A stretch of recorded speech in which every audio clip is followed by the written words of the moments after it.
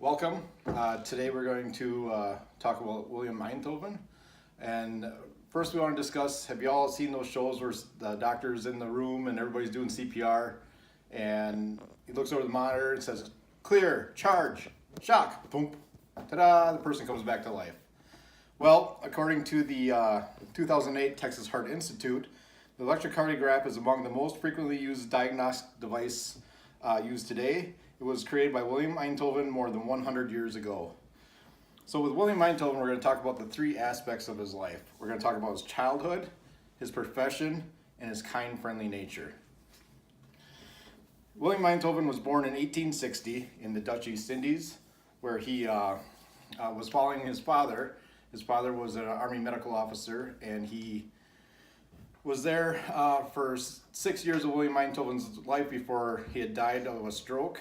And then after that, at the age of 10, William moved back with his mother back to Holland.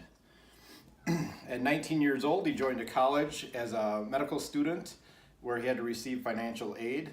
The form of financial aid was an agreement with the Army that at the end of his schooling, he would have to join the service as an Army medical officer, just like his father was. He had graduated in 2000, or not 2000, he graduated at the age of 25, and with that, he was able to apply for a job right away where he became a physiology professor. Having that job and that paycheck allowed him to repay that loan, and he did not have to join the Army. One of his high qualities that he did possess was, according to the 2018 NobelPrize.org, Einthoven possessed the gift of being able to devote himself entirely to a particular field of subject. In 1885 to 1889, he studied the action of the vagus nerve on respiration. In 1890 to 1895 is when he really devoted himself to cardiology.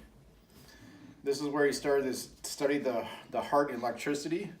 At first, he was using what was called a capillary electronometer.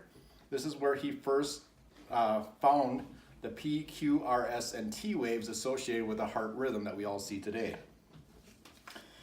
After using that machine, he decided that that wasn't diagnostic enough for him, so he used that knowledge that he had, and he actually created and built a machine. In 1887, he built the string galvanometer, which was the very first ECG machine known to man.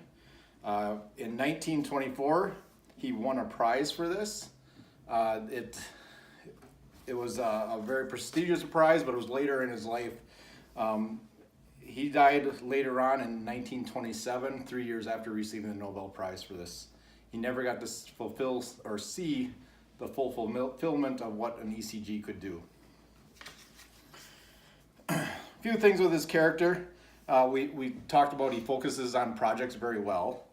The other thing about Willem Einthoven is, according to the 2008 Texas Heart Institute,